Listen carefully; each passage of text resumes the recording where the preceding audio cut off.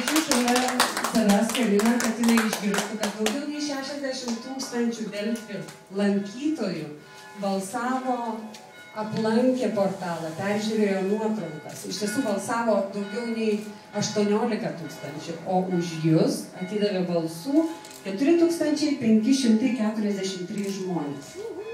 Taigi, nuoširdžiausi sveikinimai.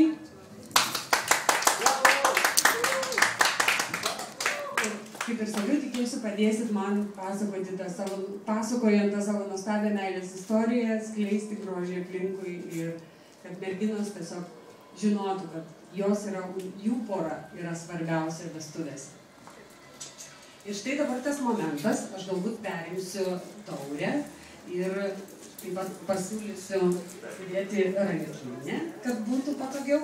Taigi štai dabar tas momentas, kurio pavydi ir apie kurį svajotų visi Lietuvos vyrai, dėja Saulius yra ne čia, tačiau mes turime paslaptingąjį, gražųjį, šarmingąjį, kuris ir įteiks specialų geidžiamiausios 2010 metų nuotakos apdovanojimą. Taigi, Ričardai, muzika, idant fonas būtų atitinkamas.